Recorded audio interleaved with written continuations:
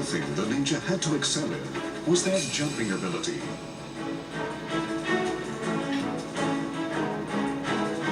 To strengthen their legs, they started at the grassroots. They would jump over fast-growing weeds every day, increasing with the height of the plant.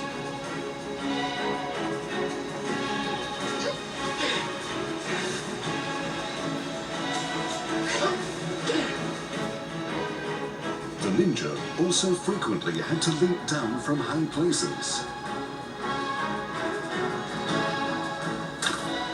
For this, they needed strong ankles that could withstand impact. To strengthen their ankles, they walked around on tiptoes. A simple yet effective method. They were said to perform this on a daily basis.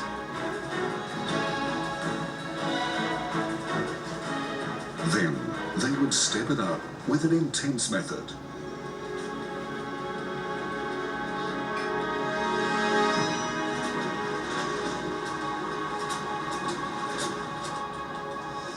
They would walk with their weight on their insteps. This is done to strengthen the ankles so that they're not sprained or injured when leaping down from high places. It's a dangerous method that could lead to ankle injury if not done properly. Yet it was performed by the ninja in their pursuit of greater strength.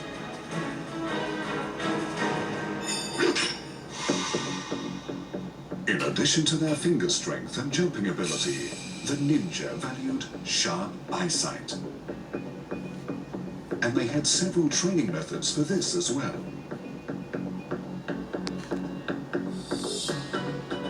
One was to place their thumb in front of their eyes. They would then alternate their focus between their finger and candles placed behind it. This enabled them to quickly switch their focus.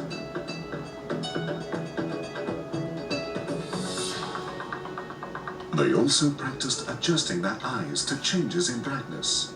To do this, they would alternate between dark and bright places, training their eyes to quickly adjust to its surroundings.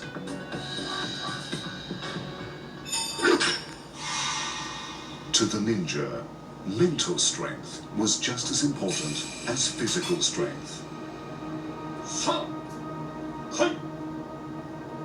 And they had exercises to strengthen their endurance and willpower.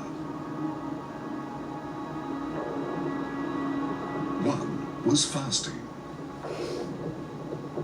Taking in only water, they would refrain from eating for long periods of time. Another was to hold back bladder and bowel movements. Hunger and the urge to relieve oneself were two physiological urges that could hinder remission. The ninja needed the willpower to control them. These training methods helped them be aware of their limits and determine how to proceed while on missions.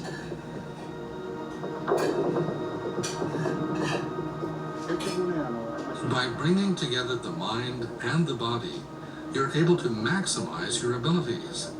That's what training was for.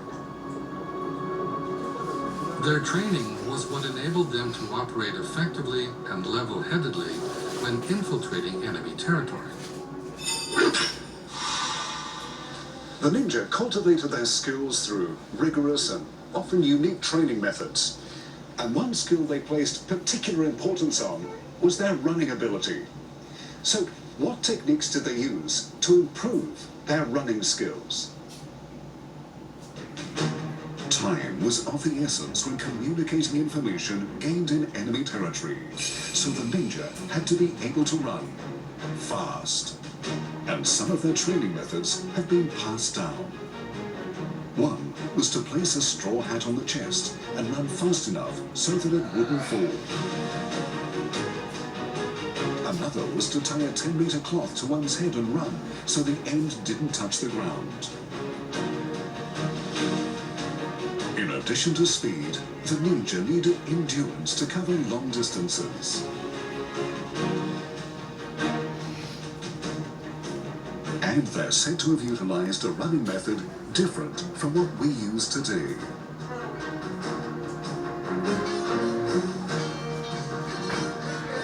Called number running, it's a running style commonly attributed to the hikyaku, or express couriers who traveled on foot.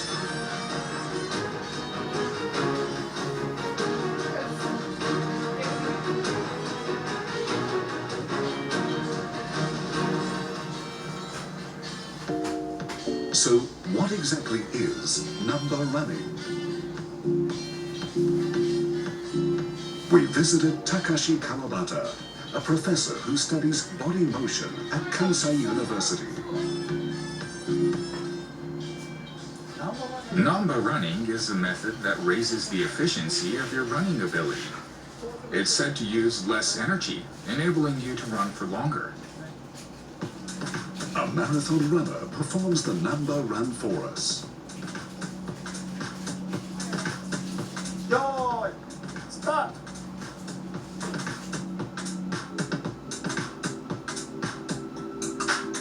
This is the number running form that makes long-distance running possible.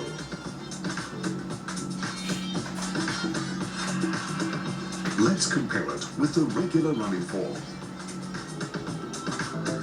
With number running, you can see that the arms are held lower.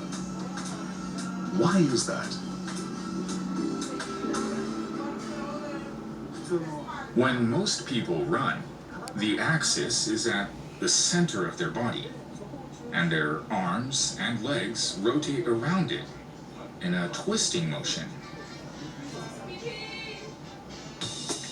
With regular running, there's an axis in the center.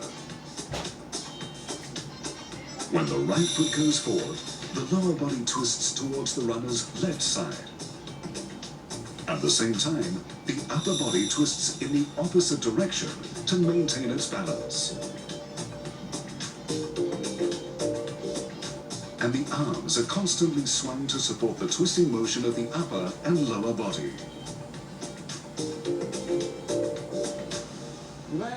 With namba walking or running, you run as if each leg were on a separate axis.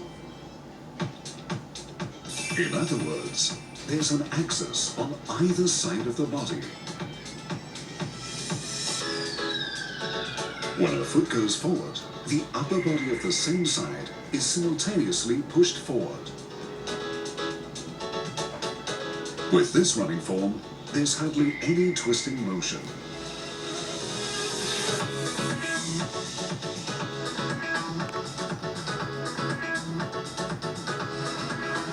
See how the shoulders move? With the regular running form, the shoulders go back and forth, while with number running, they remain relatively still. Because of this, the arms don't swing as much.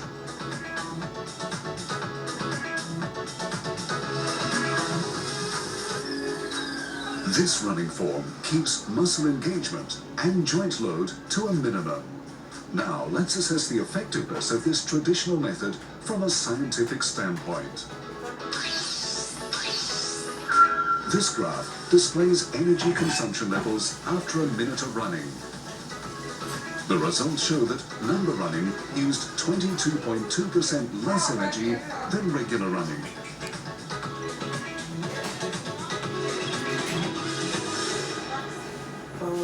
The ninja must have studied and trained extensively to achieve a running form that was energy efficient and less strenuous. With this, it might be possible to run more than 100 kilometers a day. The ninja appear to have used this method to quickly relay critical information. Could this be incorporated into modern-day life? I'd like to try number running. Do you have any pointers for me? Visualize the two axes and land with your foot flat. Now, imagine pulling your foot back as you move forward. land flat-footed, and pull back.